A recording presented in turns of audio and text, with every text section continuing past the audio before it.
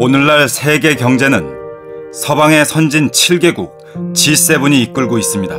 이들은 전 세계 부의 60%를 가지고 있습니다.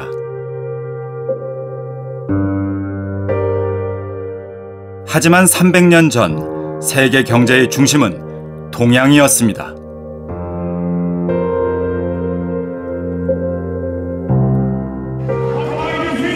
18세기 세계 생산의 70%가 이루어졌던 동양. 하지만 이후 역사의 전면에 나선 것은 서양의 국가들이었습니다.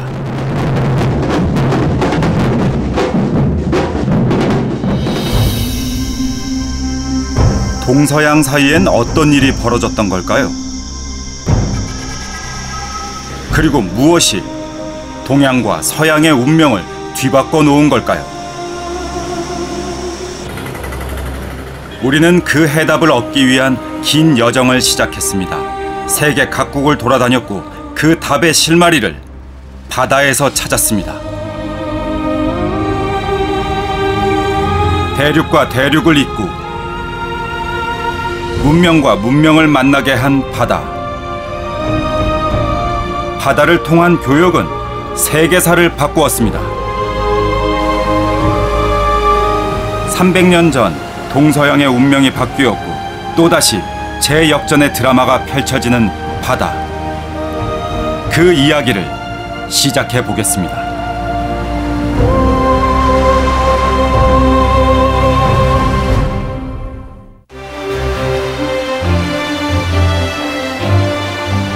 (1497년) 세 척의 범선이 포르투갈 리스본에서 출항했습니다. 바스코 다 가마를 원정 대장으로 한 이 선단은 지금 유럽에서 인도를 바로 잇는 인도 항로를 찾아가는 길입니다. 향신료를 교역할 수 있는 빠른 뱃길과 강력한 기독교 군주 프레스터 존을 찾기 위한 항해. 대서양을 넘어 아프리카 남단을 돌아 인도양으로 향하는 그 길은 실로 목숨을 건 모험이었습니다.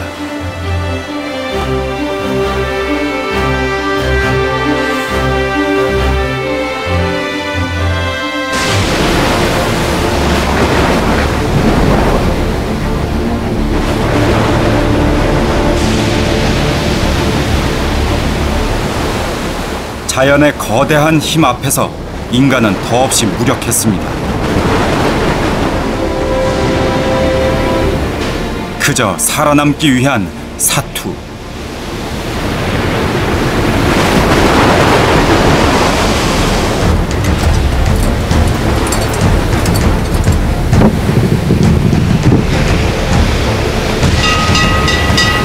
선원들은 오랜 항해와 비타민C 부족으로 인한 괴혈병으로 줄줄이 목숨을 잃었습니다.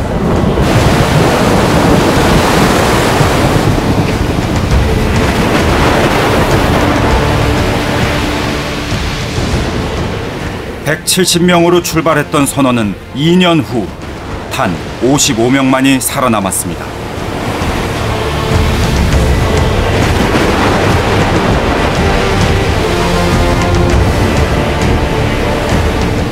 이들은 왜 이렇게 목숨을 걸면서까지 인도를 찾아 나섰던 걸까요?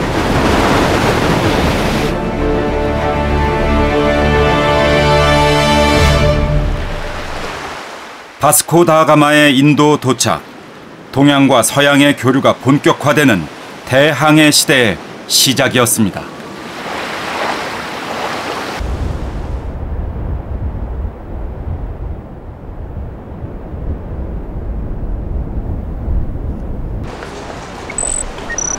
증권 분석가로 4년, 경제지 기자로 3년 동안 일을 하면서 한국과 인연을 맺었습니다. 우리가 살고 있는 서양 중심의 세계 질서, 동양이 아닌 서양이 세계사를 이끌게 된 이유는 무엇일까요? 세계 각국의 교과서를 펼쳤습니다. 세계적으로 선진적인 시스템, 자본주의적 생산 방식이 가져온 경제 발전, 유럽에 집중된 세계 시장, 각 나라의 교과서는 근대 세계사를 서양 중심으로 기술하고 있습니다.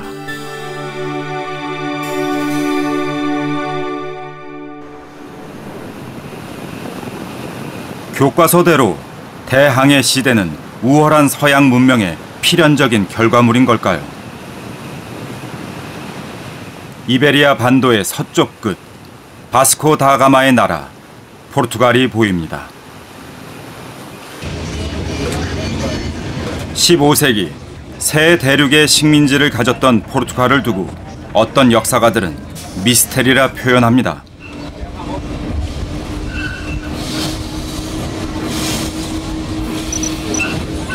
우리나라보다 작은 면적에 당시 인구는 지금 우리의 2%인 100만 명에 불과했기 때문입니다.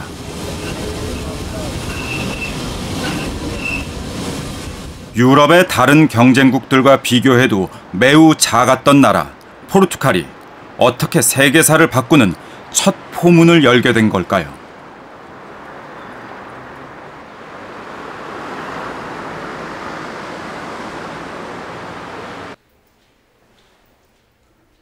바스코 다가마가 남긴 항해 일지에는 그가 항해를 시작했던 당시의 상황이 상세히 적혀 있었습니다.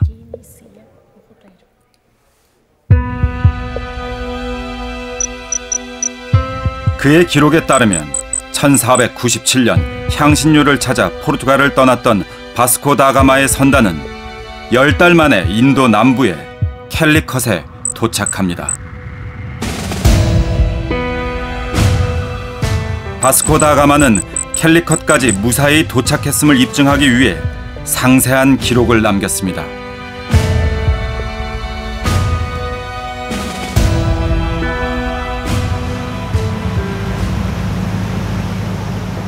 포르투갈이 인도 항로를 찾아 헤맨 것은 당시의 부국 베네치아처럼 되고 싶었기 때문입니다.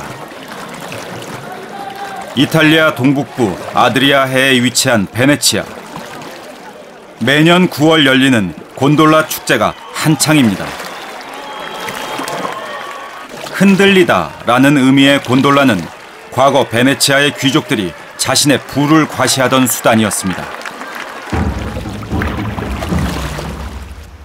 베네치아는 13세기부터 15세기까지 지중해 패권을 장악했던 나라입니다. 셰익스피어의 작품 베니스의 상인에서도 표현되었듯 무역을 통해 쌓은 막대한 부가 이들의 힘이었습니다. 동유럽에서 서유럽으로 가는 길목에 위치한 베네치아.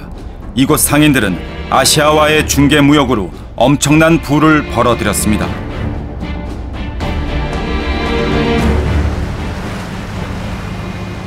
이곳에서 볼 수 있는 화려하고 웅장한 건축물 대부분은 그 당시 지어졌습니다.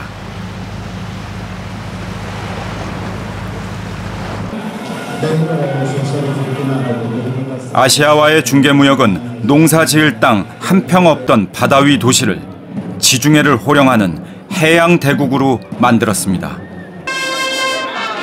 15세기 베네치아의 인구는 150만 명에 불과했지만 수입은 프랑스 전체의 5배에 달했고 해양력은 당대 최고였습니다. 거대한 상선과 군함이 드나들었던 크고 작은 운하는 찬란했던 베네치아 역사의 대동맥이었습니다.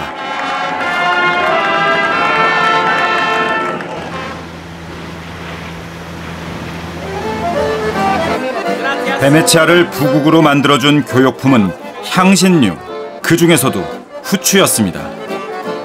베네치아는 15세기 유럽 향신료 무역의 7-80%를 독점했습니다.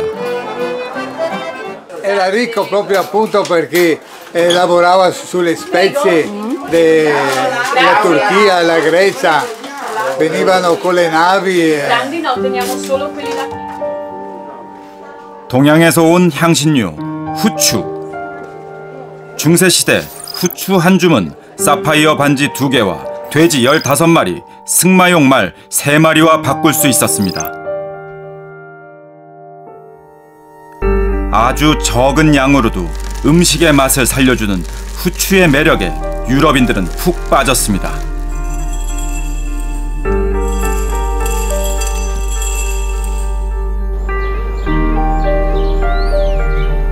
하지만 아시아에서 아랍으로 또 다시 베네치아를 거쳐야만 살 수 있었기에 후추의 가격은 원산지에 비해 수백 배 비싸졌습니다. 중세 유럽인의 신분을 과시하는 도구이자 욕망의 상징이었던 후추. 이 검은색 황금을 얻고 싶다는 바람은 새로운 항로의 발견으로 이어집니다. L'une était commerciale, qui était de contrôler le commerce des épices par la voie maritime et donc de détrôner, d'enlever, d'arracher le monopole à Venise du commerce et de la redistribution des épices en Europe.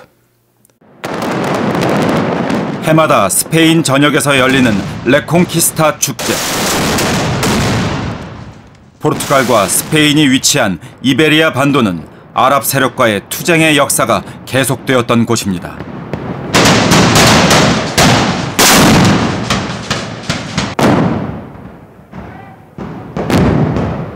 En recuerdo de los modos cristianos cuando estaban aquí en Alcoy, el recuerdo de la batalla de los cristianos cuando eliminaron a los modos. 이스탄불은 과거 비잔틴 제국의 수도 콘스탄티노플이었습니다. 기독교의 뿌리였던 그곳은 유럽의 정신적 고향이라 불렸습니다. 하지만 100년의 공격에도 끄떡없었던 이곳마저 1453년 아랍 세력에 의해 함락되었습니다.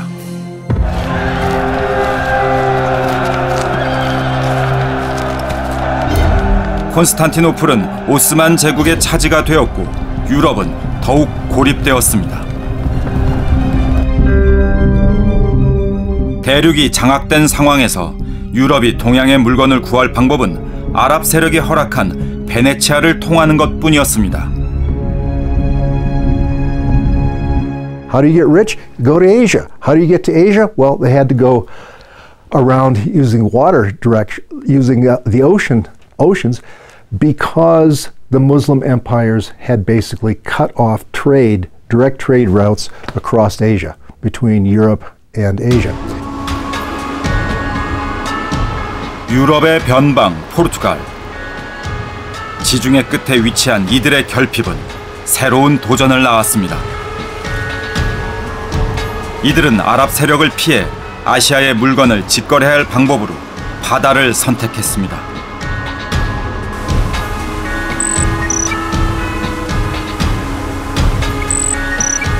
엘리케 왕자를 중심으로 세계 각지에서 우수한 탐험가, 항해 기술자, 지리학자, 천문학자가 모였습니다. 그리고 인도 항로 개척에 필요한 항해법과 지리를 연구했습니다.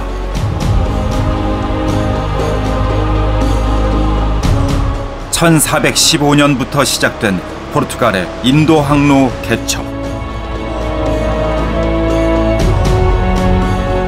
세우타를 정복한 것을 시작으로 마데이라, 아조레스, 카나리아 등지의 대서양의 여러 군도를 점령해 나갔습니다. 그리고 아프리카 희망봉을 발견하면서 꿈의 실현을 눈앞에 두었습니다. 80여 년의 끈질긴 노력 끝에 인도를 눈앞에 둔 바스코 다가마 선단.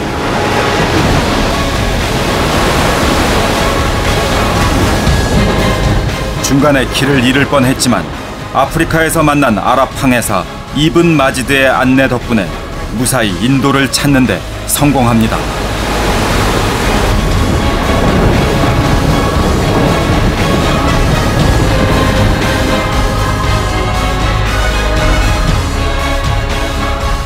우여곡절 끝에 도착한 인도 남부 캘리컷.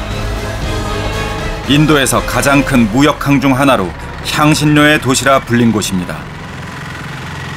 이곳에 온 바스코 다가마 일행은 캘리컷이 리스본보다 더 큰 도시임을 알았습니다.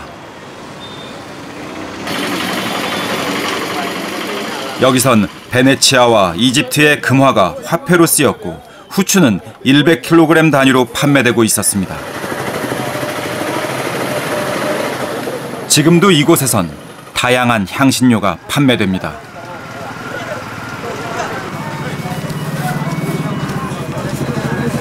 What's wrong with the strong flavor? Strong. 후추를 비롯해 육두구, 강황, 시나몬에 이르기까지 이곳에서 살 수 있는 향신료의 종류는 수십 가지나 됩니다. What is this? Pepper? Or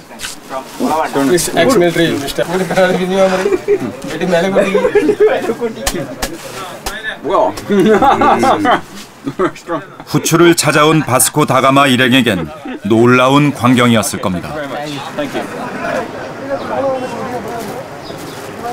500년 전 유럽에서 요만큼 후추로 집 한 채 살 수 있었는데 요즘에 15,000원으로 살 수 있습니다.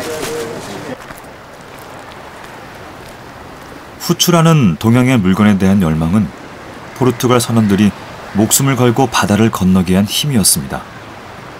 이곳에서 처음으로 조우했을 포르투갈과 인도 사람들.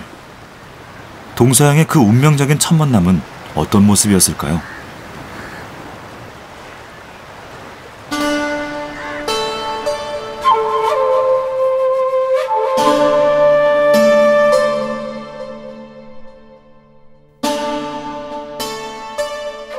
바스코 다가마의 항해 일지에는 그날의 풍경이 생생히 기록되어 있습니다. 캘리컷에 도착한 바스코 다가마는 왕을 만나 직접 이야기를 나누고 싶다고 요청했습니다. 어렵게 왕의 허락이 떨어지고 이들은 왕에게 바칠 진상품을 꺼냅니다.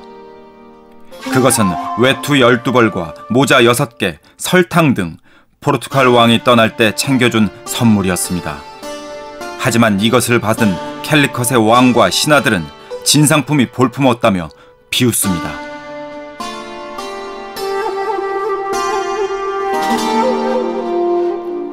이 기록은 당시 리스본과 캘리컷 두 도시의 생활 수준을 짐작케 하는 중요한 자료가 되고 있습니다.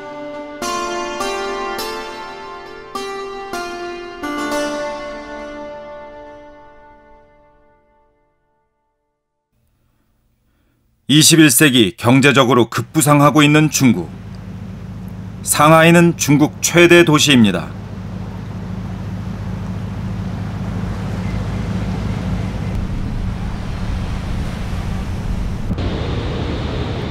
세계 제1의 컨테이너 항만인 푸둥항.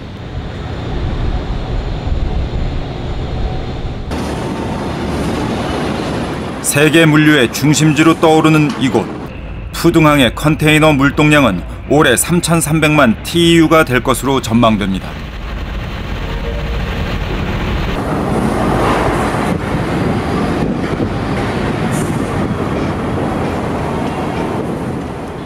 세계 컨테이너 처리량의 56%는 푸둥항을 비롯한 아시아가 차지하고 있습니다. 2013년 물동량의 1위부터 6위까지를 차지한 도시도 전부 아시아에 있습니다.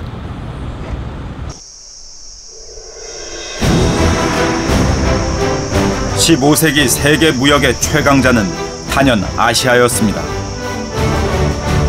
아시아의 그 힘을 보여주는 대사건이 1405년에 일어납니다.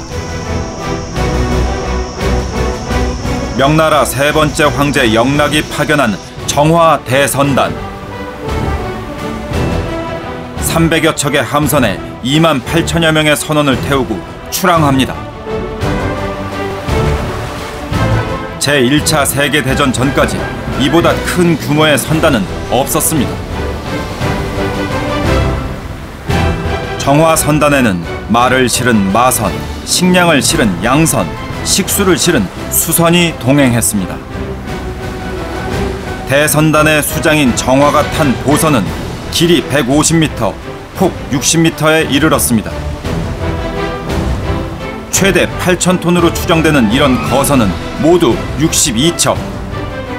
9개의 비단도층 200명이 당겨야 움직일 수 있었습니다. 선원들이 하루 소비하는 식량만 쌀 100가마. 함대에는 상아, 코뿔소의 뿔, 향신료, 비단, 도자기 등 진귀한 보물이 가득 실렸습니다. 정화의 대선단은 중국뿐만 아니라 세계사에서 전무후무한 세계 최대, 최강의 함대였습니다. 정화는 대선단을 이끌고 28년에 걸쳐 모두 7차례 항해에 나섭니다.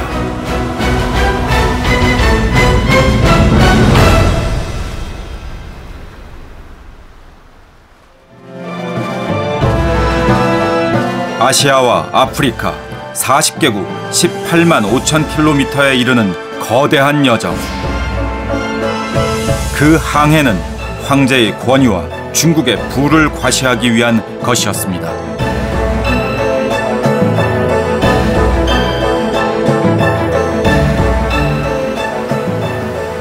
정화 대선단의 규모는 그로부터 100년 뒤 인도를 찾아 나섰던 바스코 다가마 선단보다 100배 이상 큰 것이었습니다.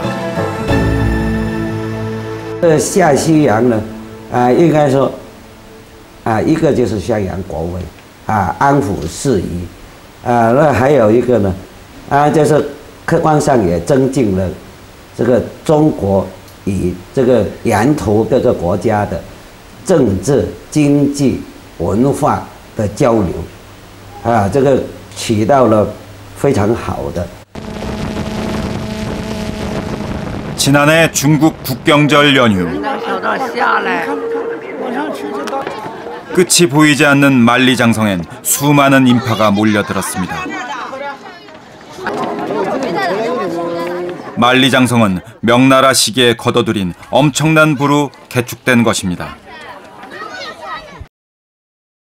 당시 세계 무역의 중심은 중국과 인도였습니다.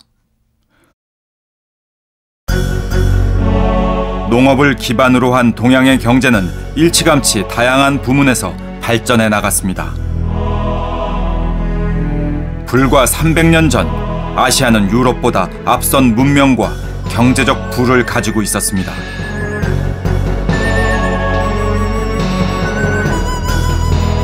(1400년부터) 1750년까지 세계 인구에서 아시아가 차지하는 비중은 계속 증가했습니다. 18세기에 이르러선 세계 인구의 3분의 2가 아시아에 거주했습니다. 세계 경제 생산의 약 70%를 차지한 것도 아시아였습니다. I think if somebody from outer space had come to the Earth around the year 1400 and you'd ask them which part of the world is going to become the dominant part of the world, I think they would have almost certainly said East Asia is going to dominate the world.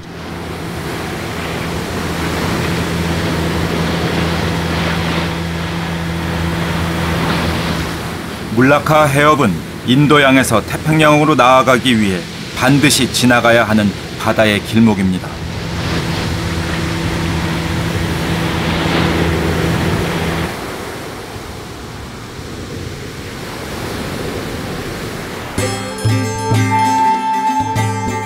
이 해협과 맞닿아 있는 항구 도시 물라카는 계절풍이 바뀌는 곳에 위치해 있어 다음 여행을 떠날 상인들이 기다리기에 딱 좋은 도시였습니다. 이런 지리적 이점을 기반으로 물라카는 세계 무역의 중심지로 성장했습니다.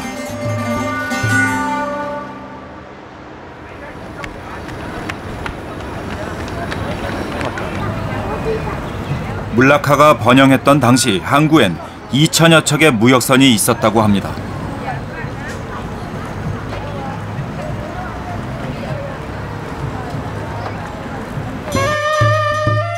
아시아 곳곳을 돌아다니며 온갖 문물과 사상을 주고받았던 동양의 상인들, 물라카에선 80여 개의 언어가 통용되었습니다. 이들은 교역을 하기 위해 여러 국가 출신의 통역관들과 함께 다니며 아랍어를 중국어로, 중국어를 또 인도어로 통역하는 방식으로 소통했습니다. 이들이 주고받았던 교역품은 주로 인도의 후추, 중국의 비단, 아라비아의 커피 등이었습니다.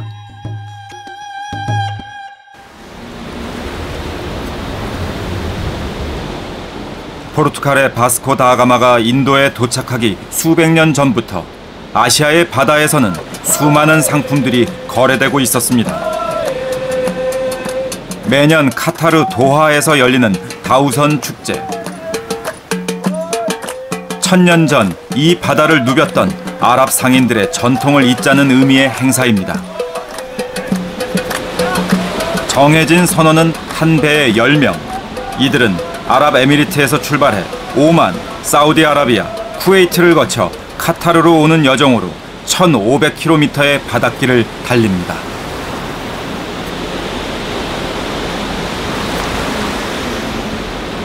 항해는 오로지 다우선의 삼각돛과 바람에 의지합니다.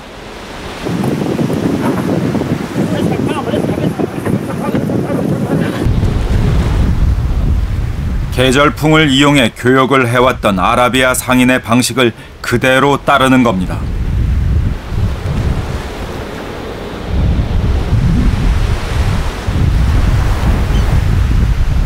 They will go by this ship for 2 months.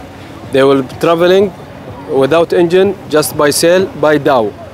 They will go to India, same what they do long time, 100 years or 200 years back.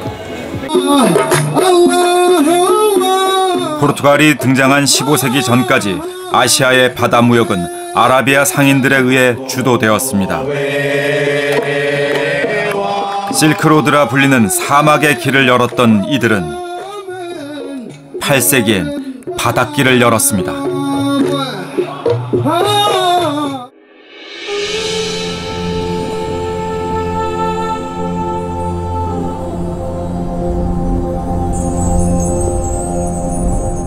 바닷길이 열리기 전 유럽과 아시아를 이어주는 중요한 운송수단은 바로 낙타였습니다.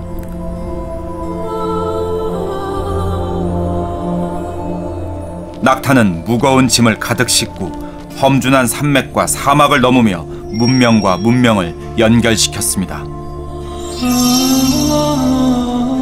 하지만 이것은 매우 힘들고 비용이 많이 드는 방법이었습니다.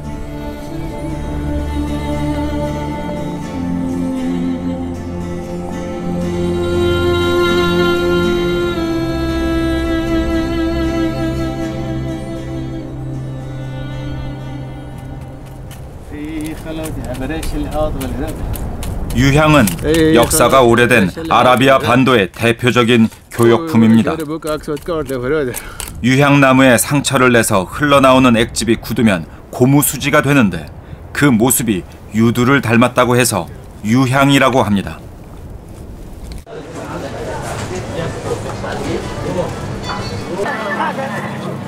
유향은 고대부터 신비의 영약으로 여겨지며 큰 인기를 누렸습니다.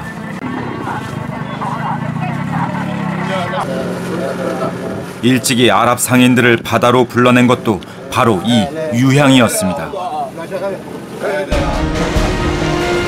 바닷길이 열린 이후 큰 규모의 아랍배는 12,000마리의 낙타 목까지 해냈습니다. 이제 바다는 상품 교류를 넘어 사람과 문명 교류의 주요 통로가 되었습니다. 15,000km에 이르는 해양 실크로드의 동쪽 종착점은 우리나라의 신라였습니다.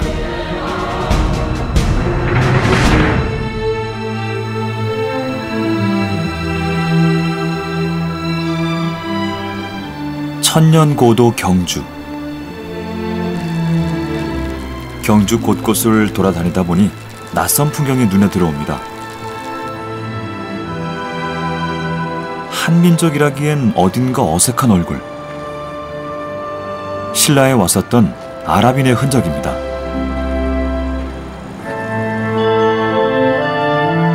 경주 불국사에도 아랍의 흔적이 남아 있습니다. 1300년 전 아라비아 반도에서 온 것으로 추정되는 유향입니다.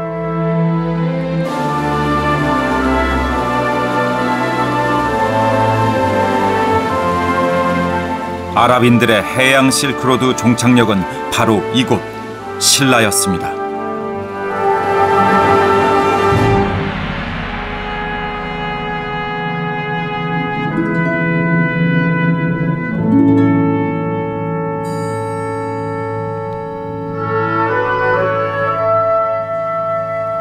신라는 아랍 문화권과 교류하며 눈부신 황금 유물을 낳았습니다. 금 알갱이에 가는 금실을 붙이는 이 기법도 아랍에서 온 것입니다. 국립경주박물관에는 신라가 해양 실크로드 네트워크의 일원이었음을 보여주는 신비한 유물이 한 점 있습니다. 바로 신라의 인면유리 구슬입니다. They all have a thin coating of mosaic canes on them, which are stretched at the ends, maybe one end or both ends. And this, to those people who study this, besides the glass composition, are very dead giveaways that they come from Java. 동자바섬 레독 옴보.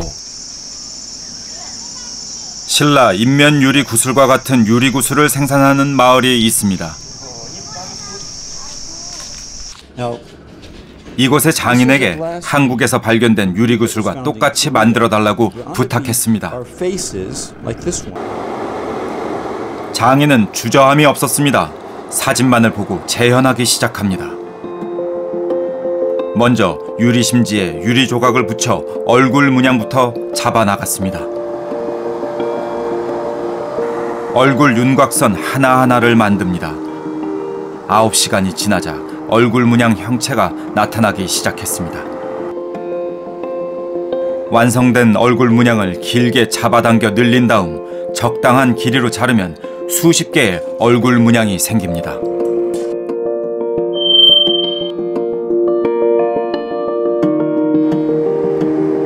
만들어진 문양들을 유리막대에 빙 둘러 덧댄 뒤 불에 녹여서 구슬 형태로 만들었습니다.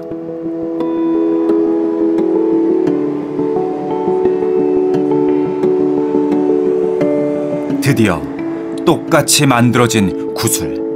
신라 인면유리 구슬은 아시아의 동쪽 끝 신라와 남방 문화권 사이에 해양 네트워크가 있었음을 보여줍니다.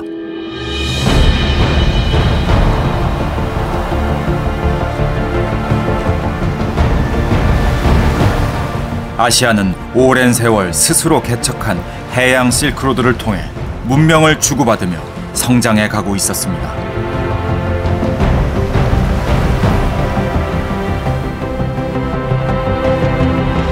Jusqu'au XIXe siècle, les Occidentaux sont relativement marginaux dans le commerce intra-asiatique. Ils n'étaient pas du tout la force principale dans le commerce intra-asiatique. La force principale, c'était ces réseaux, précisément, chinois, japonais, arabes, indiens.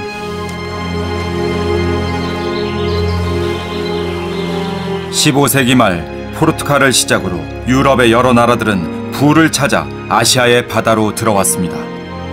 유럽에선 동양 열풍이 불기 시작했습니다.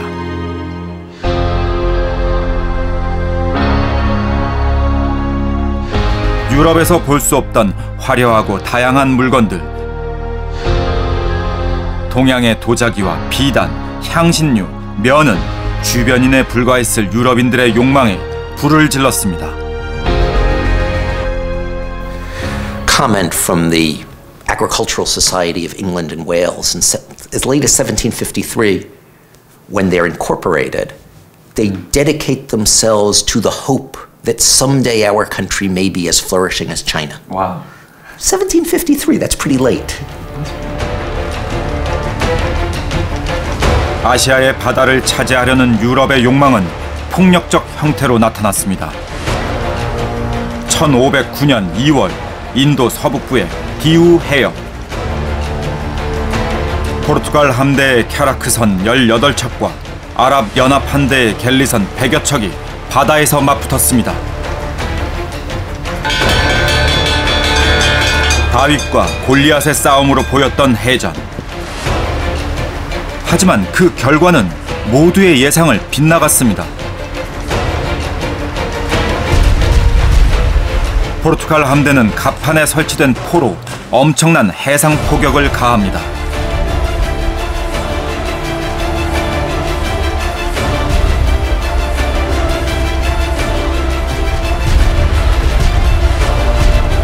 포르투갈의 강력한 포격에 아랍 연합 함대는 공격 한 번 제대로 못한 채 전투는 포르투갈의 일방적인 승리로 끝이 납니다.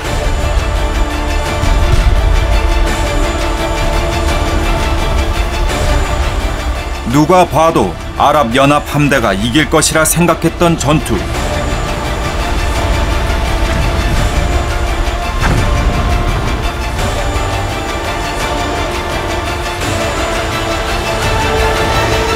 왜 이런 결과가 생긴 것일까요?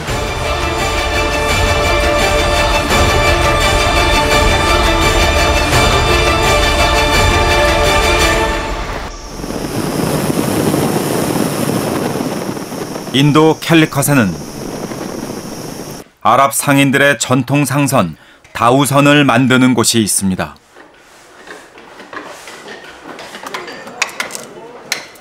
지금도 인도나 아랍에서 무역선으로 사용되는 다우선은 바다에서 부드럽게 나아가며 암초에 부딪혀도 배가 깨지지 않는 견고함을 자랑하는 전통적인 상선입니다.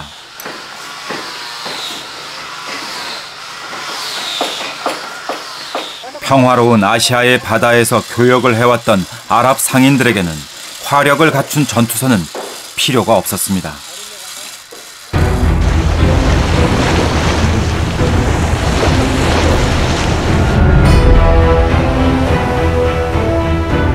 대신 아랍의 함대는 갤리선이라 부르는 전투용 함선이 따로 있었습니다.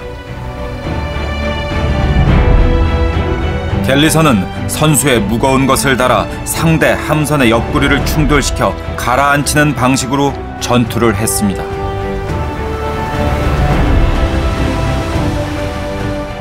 People, it just wasn't part of the culture to heavily arm ocean-going vessels. Meanwhile, the Europeans, who are building heavier and heavier cannon with heavier and heavier recoil. 디우 전투에서 포르투갈이 사용한 캬라크선.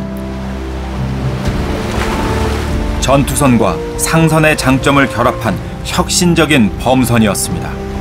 갤리선이 적의 선체와 충돌하거나 병사들이 상대방의 배로 건너가 싸우는 방식이었다면 포르투갈의 캬라크선은 배의 옆을 대포로 무장하고 포를 이용해 싸우는 방식으로 설계됐습니다.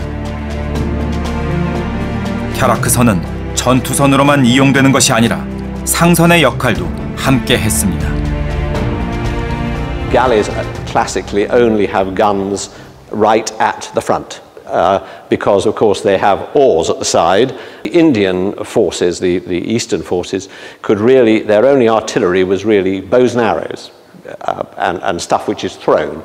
Whereas the Portuguese on their ships, particularly the six big carracks which they had artillery. They had, guns. 기원전부터 지중해에선 수많은 전투가 벌어졌었습니다.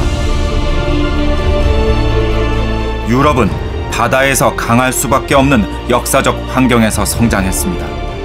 다른 것은 모두 동양에게 뒤졌지만 무기만큼은 서양이 월등히 앞서 있었습니다.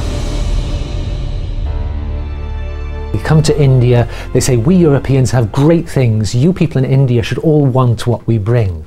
But they get there and people in India say, no, really, you have terrible things. We don't want any of your European stuff. We can make much better stuff here in India. It then turns out, though, that Europeans have something else which they do better than anybody else in the world, and that's guns. Europeans have fantastic guns. So the Europeans start shooting people. 디우 전투 이후 인도양의 패권은 포르투갈에게로 완전히 넘어갔습니다. 포르투갈은 그들이 점령한 주요 바닷가 거점마다 견고한 요새를 쌓았습니다.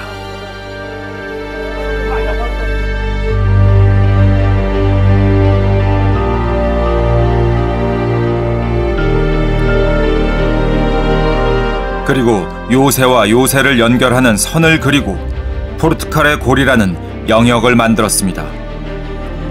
포르투갈은 그 안에서 교역하는 다른 나라 상인들을 무력으로 지배했습니다.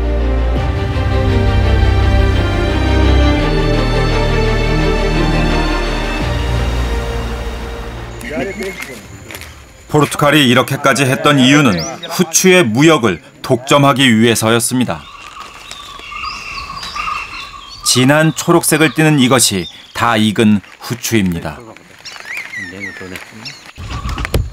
후추는 열대 기후 어디서든 자생하는 생명력 때문에 나무 한 그루당 5에서 6kg의 열매를 수확할 수 있습니다. 인도에서 자라나는 검은 황금.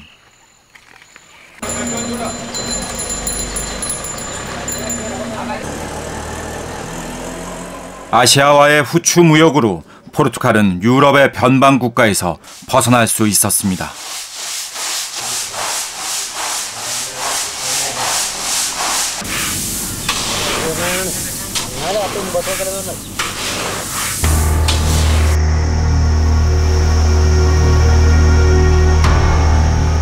아시아에서의 포르투갈의 성공은 유럽의 경쟁국들을 크게 자극했습니다.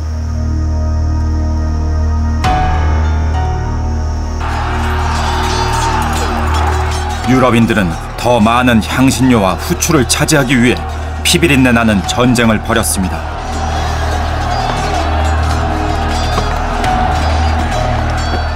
무력에 의존하며 무역을 하지 않았던 아시아의 바다는 포르투갈 등장 이후 그 성격이 변했습니다. And they discovered that guns close a business deal really effectively. If people think they're going to die if they don't trade with you, they trade. Europeans are able to start making enormous amounts of money from doing this. And this story continued for a very long time. 포르투갈 리스본에는 바스코 다가마의 업적을 기념하기 위해 지어진 제로니모스 수도원이 있습니다.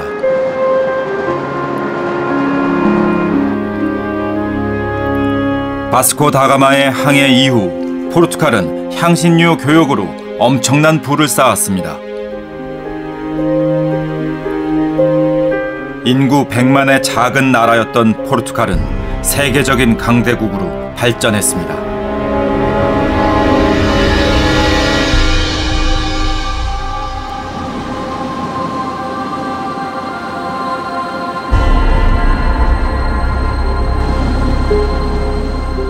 (15세기) 급작스레 세계사의 중심에 등장했던 포르투갈은 승승장구하며 번영을 이뤘습니다.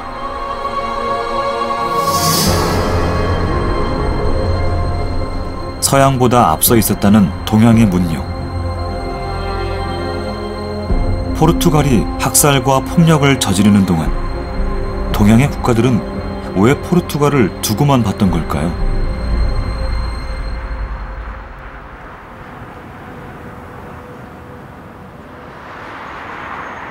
중국 마카오는 아시아 속 유럽이라 불리는 도시입니다.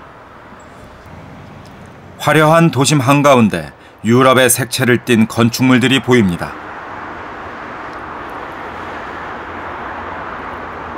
1553년 포르투갈은 마카오를 점령했고 400년 동안 식민지로 삼았습니다. 어느 날 나타난 강력한 유럽에 의해 정복당한 것 같이 느껴지는 동양.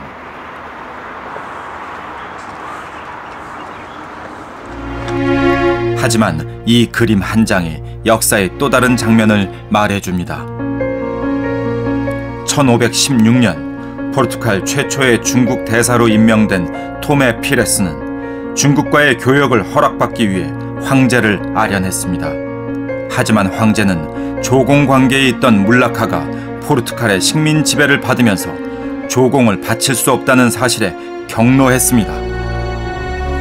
이곳에 도착하기 전까지만 해도 중국도 쉽게 정복할 수 있을 것이라고 믿었던 토메 피레스의 운명은 감옥 아니면 죽음이었습니다.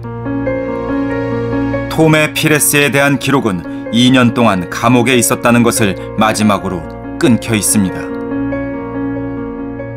The Europeans, I think, were lucky. You know. The Portuguese in particular. And then the Dutch and the English followed them.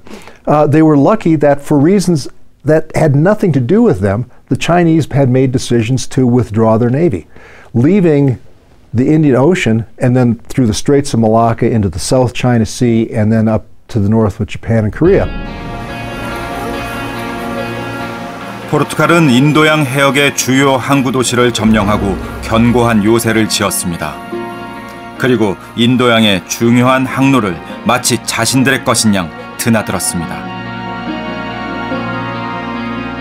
하지만 그 힘은 바다에 한정된 것일 뿐 육지에서는 아무런 역할을 하지 못했습니다. 고아를 점령했던 인도의 총독들은 본국에 여러 번 편지를 보내 이 사실을 강조했습니다.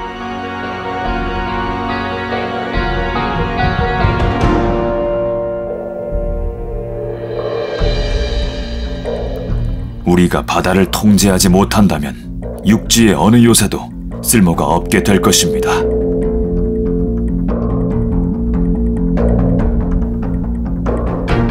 나의 결심은 육지에서는 누구도 위태롭게 하지 않고 그 누구와도 싸우지 않는 것이다.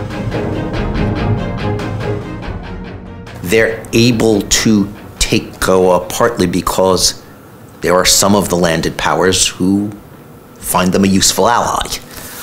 And they don't get much beyond those little fortified coastal towns. I mean, as late as the 1690s, when the English East India Company tries to move inland, they're crushed.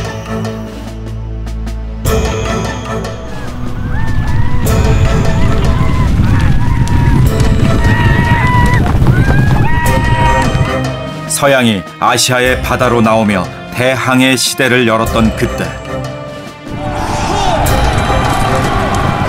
아랍은 오스만 제국으로, 인도는 무굴 제국으로, 중국은 명나라로 각자의 세력을 견고히 하며 확장해 나갔습니다.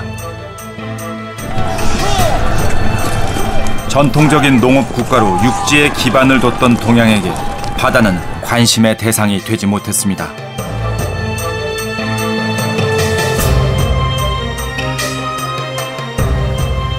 유럽보다 훨씬 더 강력한 해양력을 가지고 있었던 중국이 마음만 먹었다면 대항해 시대가 열리기 100년 전에 세계 최대의 식민 강대국이 될 수도 있었을 것입니다. 하지만 중국은 그렇게 하지 않았습니다.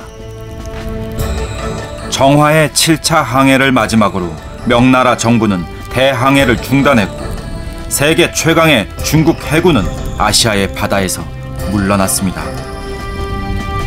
정화의 마지막 항해 이후 강력했던 중국의 해상권은 철저히 무너집니다. 중국 정부는 왜 바다를 버렸던 것일까요? L'expansion maritime chinoise, qui est très forte, qui est très rapide, qui est très impressionnante, ne s'est pas poursuivie parce que la cour, l'empire, l'administration impériale considérait que c'était trop coûteux, que ce n'était pas dans la tradition chinoise de quitter la terre, et la Chine n'avait pas d'ambition commerciale avec ces pays étrangers. 아랍, 인도, 중국을 중심으로 하는 육지의 제국 동양과 달리 서양은 바다를 새로운 기회로 활용했습니다. 바다를 바라보는 그 차이가 동서양의 운명을 갈라놓았습니다. 후추에 대한 욕망으로 시작된 대항해 시대.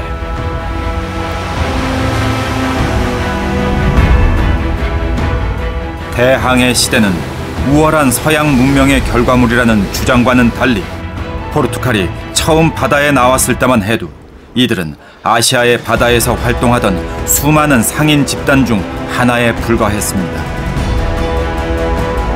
동양 상인들의 교역망은 여전히 번성했고 포르투갈은 향신료 교역을 지배한 것이 아닌 일정 부분을 차지했을 뿐입니다. 요새를 만들고 토착 주민을 학살하고 포르투갈 고리를 만들어 다른 상인들의 무역 활동을 제한했지만 1500년대 포르투갈의 후추 교역량은 전 세계 거래량의 10%에 불과했습니다. By the 15th century, the most developed and richest and most sophisticated parts of the world had been in East Asia for about 1,000 years by then. And why did they want to get to Asian waters? Because that was the source of where all the wealth was. They knew that. You know, they weren't ignorant of where the source of wealth was. 유라시아 대륙의 최서단, 로마 시대부터 땅의 끝이라 불렸던 포르투갈 호카고즈에 올랐습니다. 끝도 없이 펼쳐진 망망대해. 아무것도 보이지 않는 이 바다에서 모든 것이 시작됐습니다. 근대 이전 오랜 시간 동안 이어져 온 동양의 풍요는 동양의 여러 제국들이 바다에서 철수하면서부터 시들어갔습니다. 반면 아시아의 바다로 진출한 서양은 세계사의 주도권을 잡아가기 시작했습니다. 하지만 서구 유럽에 의해 짜여진 세계 질서의 큰 틀은 지금 다시 흔들리고 있습니다. 서방 선진국의 GDP를 한중일 동아시아가 무섭게 따라잡고 있습니다.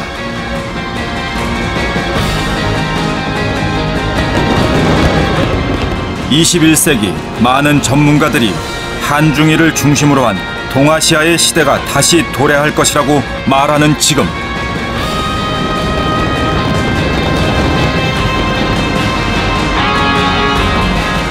뒤진 문명이었던 서양이 근대 이후 세계사 전면에 나설 수 있었던 이유가 바다에 있었음을 생각해 봅니다.